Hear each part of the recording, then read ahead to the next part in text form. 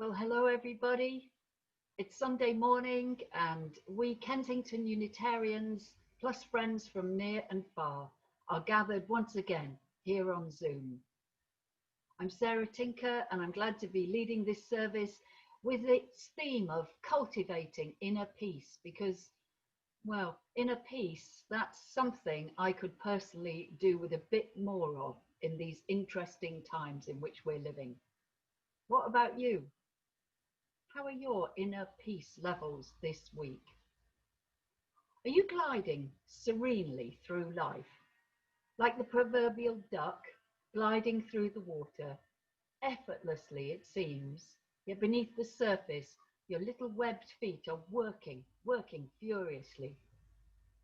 Are you feeling rattled by life's twists and turns, the conflicts and the confusions that seem to be an inevitable part of our collective lives at present? Or have you got this inner peace thing well and truly sorted? In which case, please stay for our virtual coffee and chat time at the end of this service and tell the rest of us how to tick inner peace off our to-do lists. There's still a lot I need to understand about inner peace. But what I do know is that it has some connection with our breathing and with our physical selves. So let's take one of those calming, gentle yet deep, centering and grounding breaths now. Breathing in down into our bellies, and breathing out with a sense of peace and arrival here in this present moment. And that gives me a chance to welcome those of you listening to a podcast or watching a video of this service on YouTube sometime in the future. It's great that we can connect with you in this way.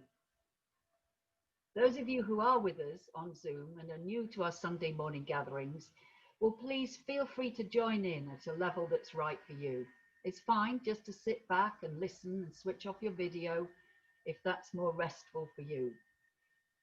There's no need to join in any active way, although there are some chances to speak and to sing if you want to at several points in this gathering. But your presence here in community is what matters most. So please make yourselves comfortable. And we have some opening words this morning written by my ministry colleague Andy Pakula. Although we cannot be together physically, we come together nonetheless. We see each other's faces. We hear each other's words. And we arrive at this virtual place as a community, as a people committed to one another and to our bold purpose. Even without the touch of a hand, we know togetherness. Even without an embrace, we know mutuality. May the light of solidarity grow ever brighter, and may we be together for one another and for the world.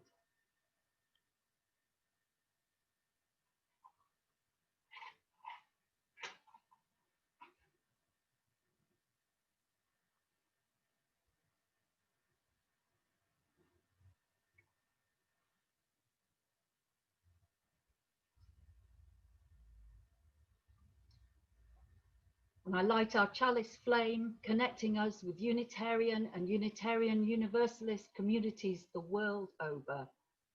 The warmth of its flame reaching out to all of you across the physical different distances that separate us, reminding us that connections of the heart transcend all barriers. Our community connects us all and reminds us that we matter to one another and that we are loved and cared for. This one flame reminds us that we are one people, one human race.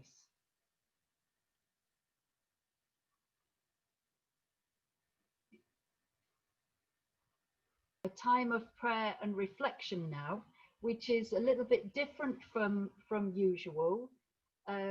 and it's based on a prayer of peace written by Joyce Rupp from the service community, the Servite community. And in this prayer, she invites us to place our hands over our hearts and then open them before us at several points. So you might want to join in with that. So let's make ourselves as comfortable as we can. Let's take a bit of time to turn inwards, to bring all of ourselves to this moment and align ourselves with that which guides our living in this world, the source of life's meaning and purpose for us, the ground of our very being.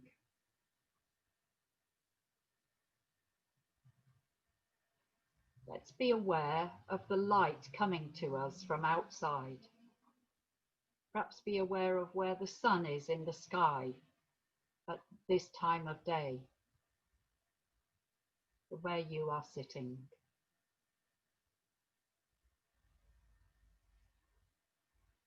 I invite you to place your hands over your heart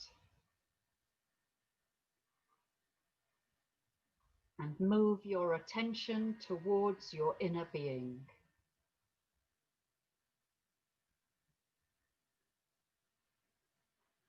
Slowly move further inwards until you reach that deep place inside of you where abiding peace dwells.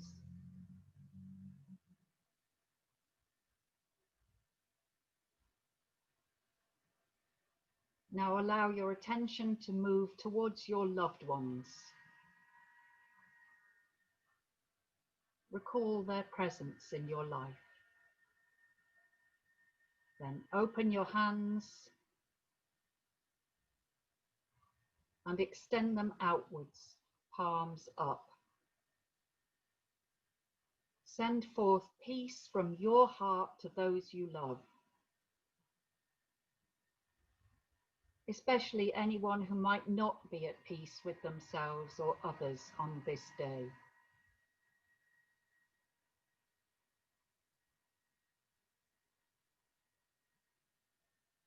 Place your hands again over your heart. Move your attention towards your inner being.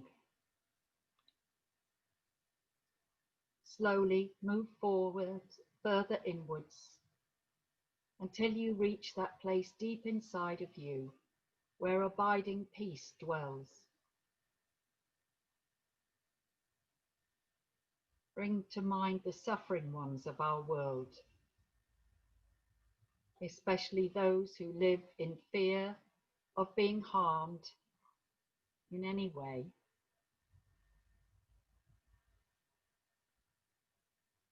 Open your hands and extend them outwards, palms up. Send forth the deep peace in the center of your being to those suffering ones.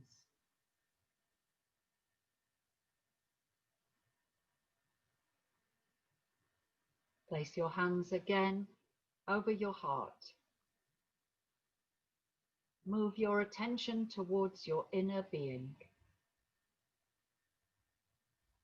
Slowly move further inwards until you reach that place deep inside of you where abiding peace dwells. Bring to mind those known or unknown who consider you an enemy or a difficulty. Open your hands and extend them outward, palms up.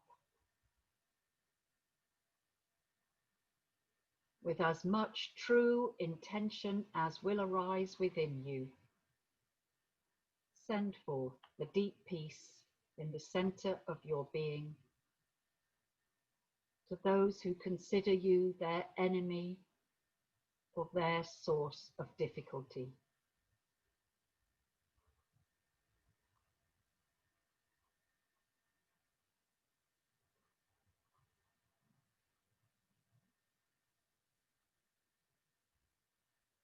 And with our hands once more upon our hearts,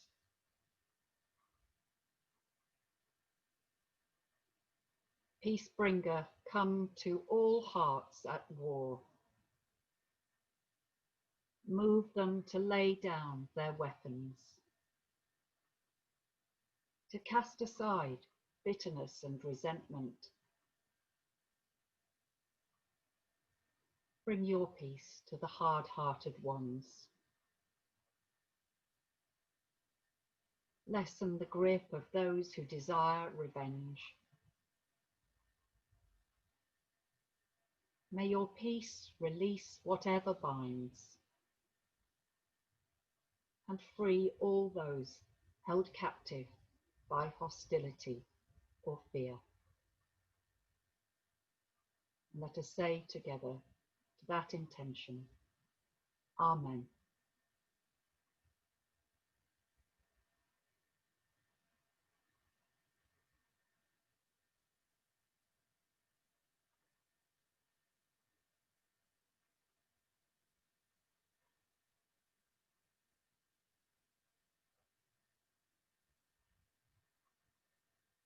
And now Jenny has a reading for us, and she's going to start by telling us a bit about it.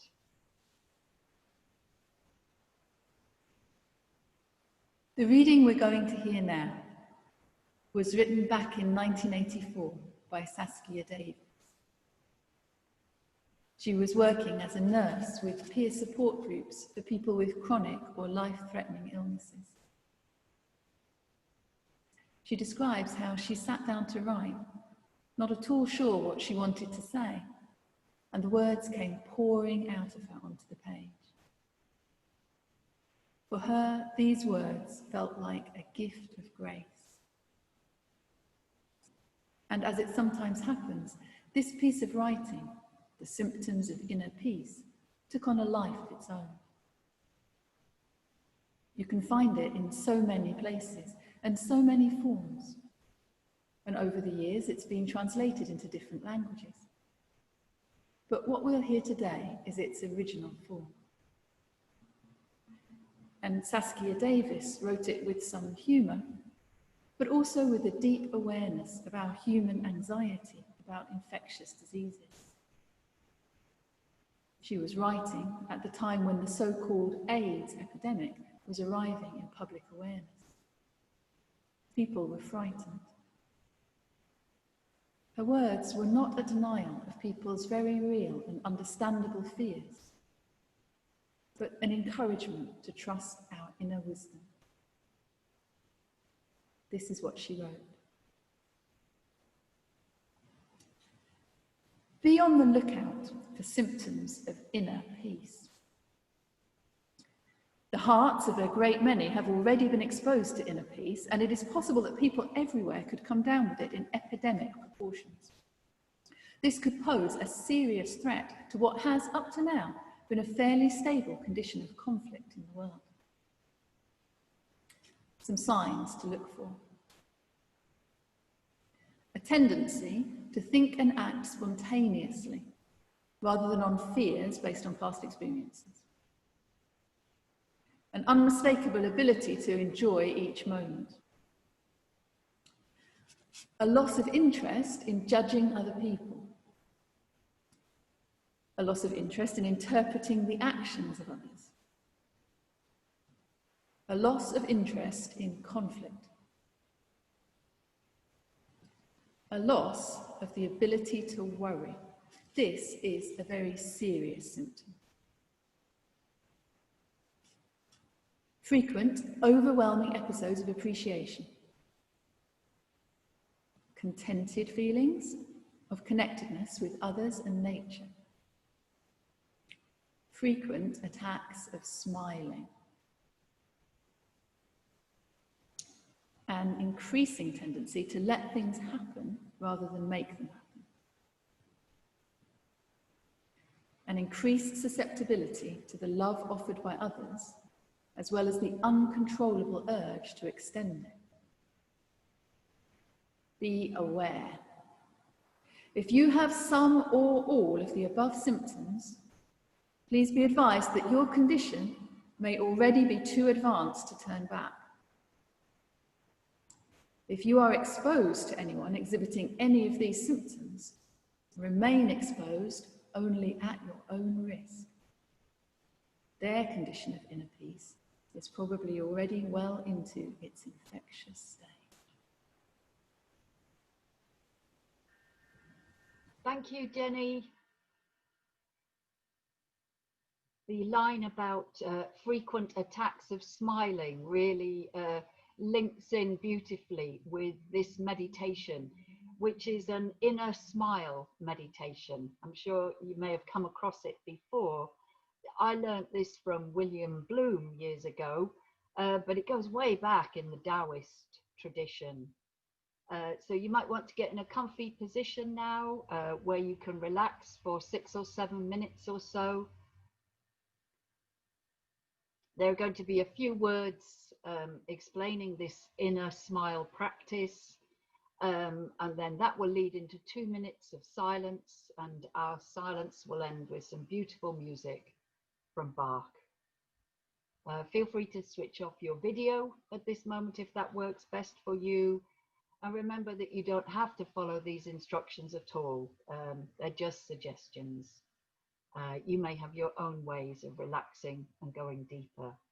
But if it works for you, you might now soften your gaze or close your eyes and maybe give a little stretch and just allow yourself to feel as comfy as you can. Take one of those lovely breaths that go deep down into us. And as we release the breath, we could imagine a wave of relaxation spreading down from the crown of our heads, over our faces and necks and shoulders. That wave of relaxation working its way down our hard-working backs, maybe helping us to straighten a little bit or finding a place of ease, down through our legs and feet and toes, out into the ground, releasing that inevitable bodily tension. And now, using your powers of imagining, bring a feeling of an inner smile into your body. You might find a smile gently playing on your lips. And allow that sense of ease that a smile often brings us. Allow it to bring you a sense of warmth and comfort at this moment. Let your whole body smile if that idea resonates with you. You might even imagine every cell of your body sharing a bit of that smile. Feeling the peace that a smile can bring in every part of you now. And into the next few minutes of shared silence, and then the music that we'll listen to. Let's have today's inner smile meditation really help us feel at ease in this world, despite everything. As we enter the fellowship of silence together now.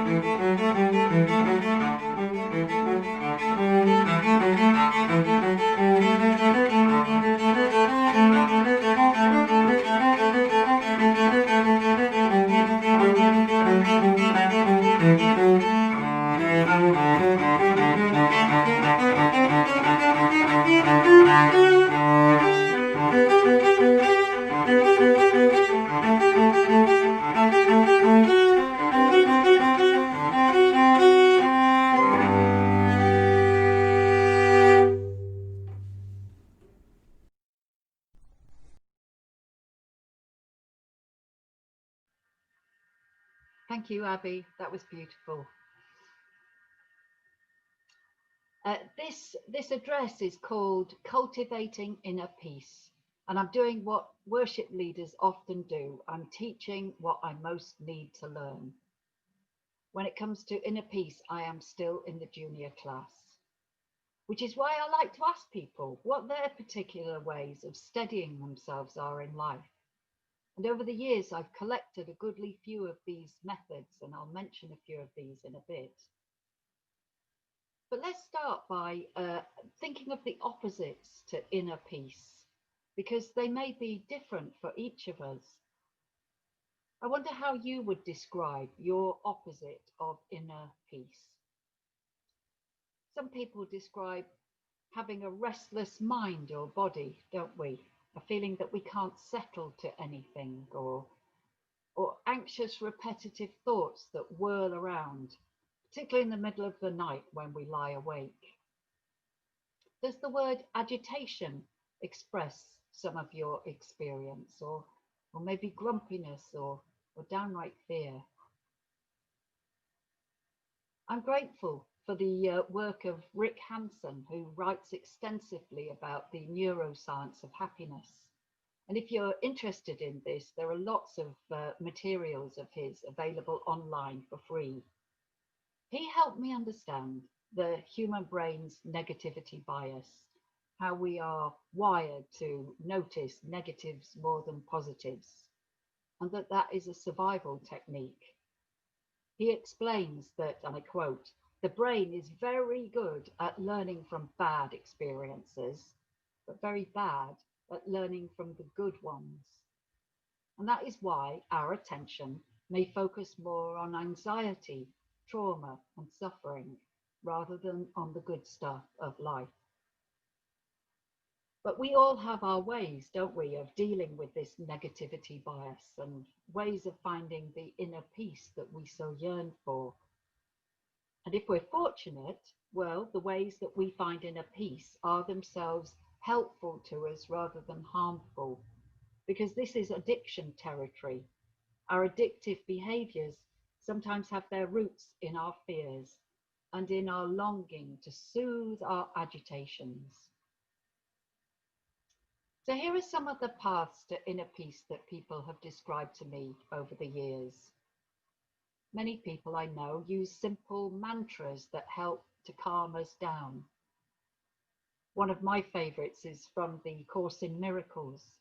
I could see peace instead of this. Other people I know use visualizations, the idea of remembering a happy time or place, perhaps. Our hobbies could be a source of inner peace, can't they? Playing or listening to music, gardening, sewing, knitting, cooking, being out in nature, walking, swimming, caring for pets. They all take us out of ourselves, don't they? They give us an outward focus rather than remaining stuck with those repetitive spinning thoughts of ours. And I know that many of us have spiritual or philosophical perspectives that are very helpful antidotes when we're restless or anxious. Some of you will remember congregation member Will Lyons, who so loved the work of Spinoza and his famous saying, "From the aspect of eternity." The idea of that being that we take another perspective on life's issues. We move away from the focus on self for a while and develop a wider, longer view.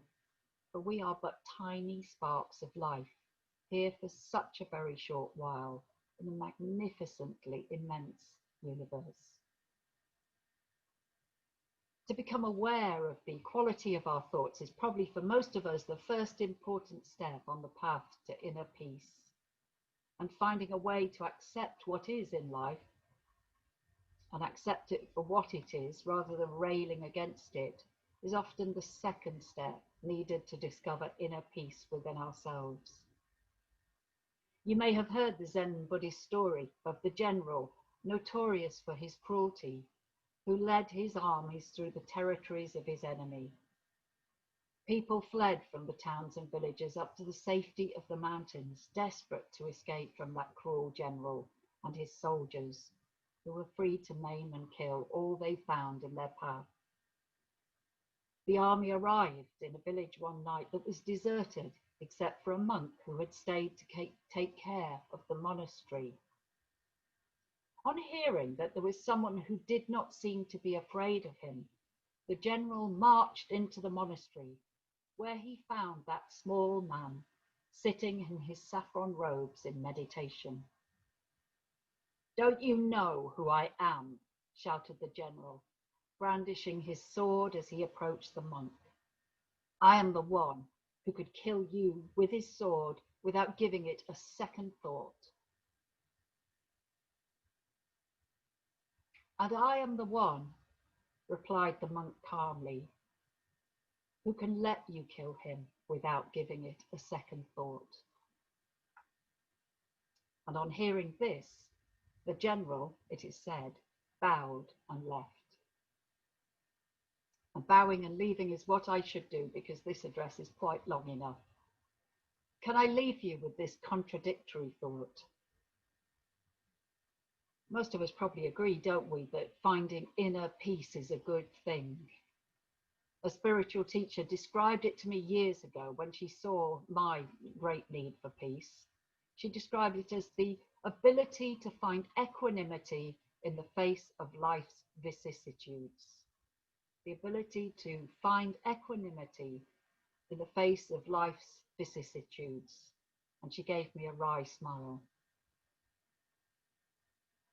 So we need inner peace, but would you also agree that at times an inner discontent is also healthy? The discontent that encourages us to improve conditions in our world, that spurs us on to make a difference. That's been described as divine discontent. And for me, that captures something of its creative energy. Because inner peace does not need to be passive. Inner peace allows us calmly to assess what needs to be done based on the situation we now are in. So may your levels of inner peace and divine discontent be just how you'd like them to be today. But we are the only ones who can make that choice. What will it be? Amen.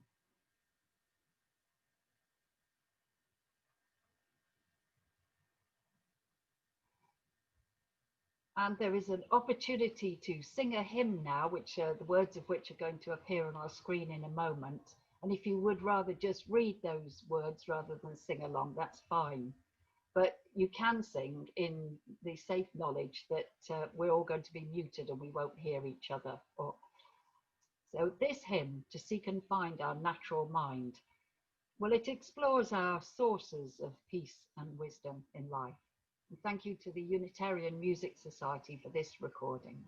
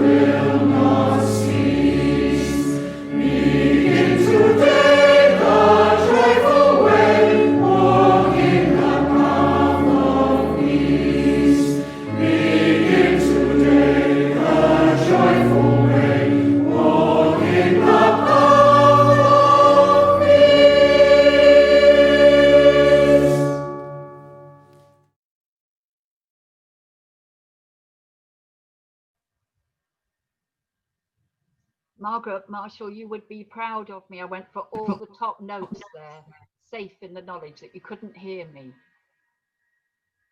So some announcements. My thanks go to Jane and Janine, as usual, for all the really vital background work that is involved in a Zoom service like this. And thanks to our musicians, Peter Crockford and Abby Larumier. Your music really makes a difference. It's good to spend time with you here today, and we'll be back again for next week's gathering at 10 a.m. here on Zoom. And next week, we're going to come up with a marvelous way of recreating our annual Gathering of the Waters ceremony. So do bring some water if you would like to, and we'll think of some clever way of bringing us all together again symbolically. You're also welcome to join us on Tuesday for our 10:30 coffee morning. There are some spaces available for Heart and Soul this evening, Tuesday and Friday evening. That's our alternative spiritual gathering, really recommended. And make a note in your diaries of Tuesday, the 22nd of September, which is the autumn equinox, and our Green Spirit group are going to be celebrating that at 3 p.m. Again, everybody's welcome. Now, I know that I mentioned the red donate button that can now be found on our website's front page. I mention that just about every week, and that's because I've always wanted a red donate button, and now I've got one. And the best of all is it works. So if you press it, it encourages you to transfer money from your bank account to Essex Church's bank. So only press it if you do have some money to spare, because there are lots of other causes that need your attention at a time like this, not least of which is yourself. But a big thank you to everybody who's made a donation towards church running costs in the last week, especially people whose names I might not recognize, so I can't thank you in person. Thank you. Because of your generous donations, we can keep paying our staff to do their great work, making the world a bit of a better place, and help us to find a bit more of that inner peace that some of us are in need of. After today's service, we're going to have coffee time in small groups if you would like to join us for that. And as soon as the music finishes at the end of the service, we're going to take a photo. So do stick around for a few minutes. if you don't mind being in the photo. And we're going to have some closing words in a moment, followed by a short piano piece. So I invite you now to select gallery view on your screen so that we can all see each other for the closing words and enjoy a feeling of connection in community.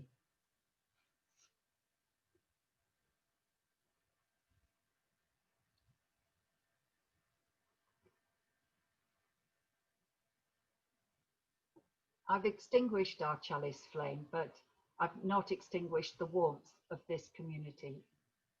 And I send the light of this candle out into the world, that all lives might be blessed this day with moments of inner peace. And in the midst of all that needs our attention, may we find ways to harness our divine discontent and work together to build a life for all, built on principles of justice, equality, and the greatest compassion. Amen. Go well, all of you, and blessed be.